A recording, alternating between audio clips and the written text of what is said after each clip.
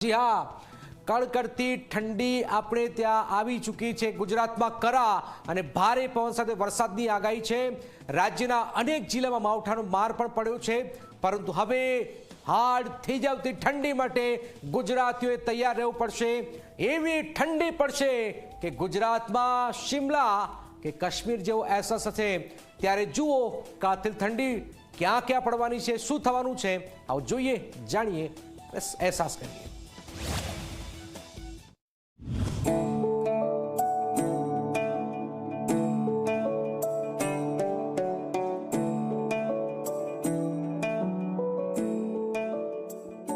ગુજરાતમાં ઠંડી વધારે પડે તેનું સૌથી મોટું કારણ ઉત્તર ભારતના રાજ્યો હોય છે। ઉત્તર ભારતના રાજ્યોમાં ઠંડીનો ચમકારો થાય અને બરફના થર જામે ત્યાર પછી જ ગુજરાતમાં કાતિલ ઠંડી પડતી હોય છે। જુઓ આ દ્રશ્યો।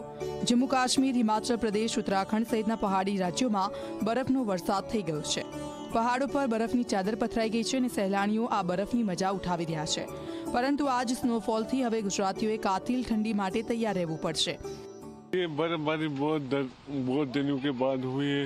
लगभग 7 महीने के बाद इधर वेट स्पेल हुई है, जिसकी वजह से यहाँ बहुत बीमारियाँ फैली हुई हैं। तो ये वेट स्पेल से बहुत फ़ायदा होगा यहाँ के फार्मर को भी और यहाँ के लोगों को भी।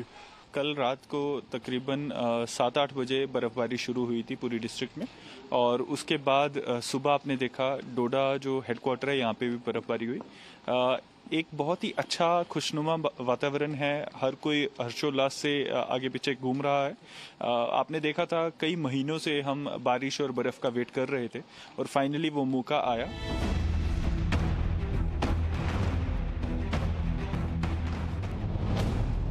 ગુજરાતમાં કેવી પડશે ઠંડી?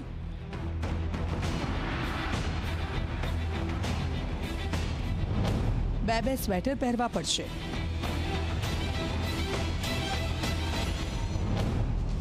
જાન્યુઆરીમાં આવશે ધ્રુજારી।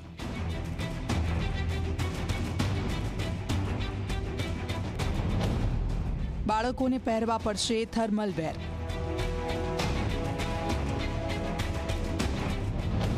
તાપણા વગર નહીં નીકળે પોષ મહિનો। તો કંઈક આવી ઠંડી માટે ગુજરાતીઓએ તૈયાર રહેવું પડશે। હાલ માગસર મહિનો ચાલી રહ્યો છે અને આ મહિનાના માવઠાની આગાહી કરાઈ છે। ગુજરાતમાં કરાની સાથે વરસાદની આગાહી બાદ હવે ઠંડીનો ચમકારો વધશે।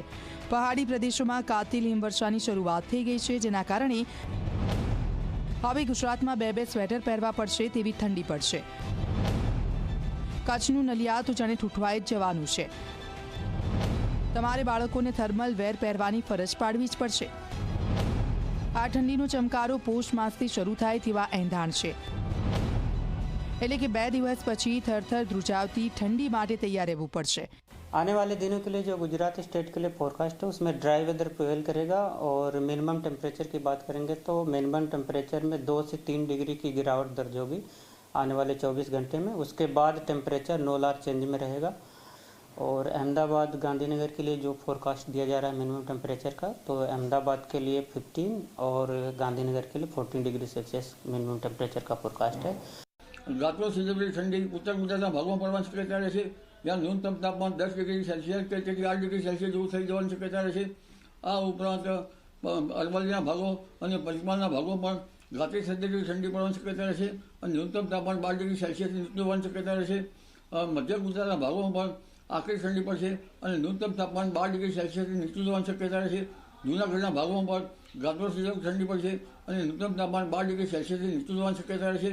રાજકોટના ભાગોમાં પણ ન્યૂનતમ તાપમાન 12 ડિગ્રી 13 ડિગ્રી સેલ્સિયસ નીચું જવાની શક્યતા રહેશે। ઠંડીનો ચમકારો એવો હશે કે તાપણા વગર નહીં ચાલે।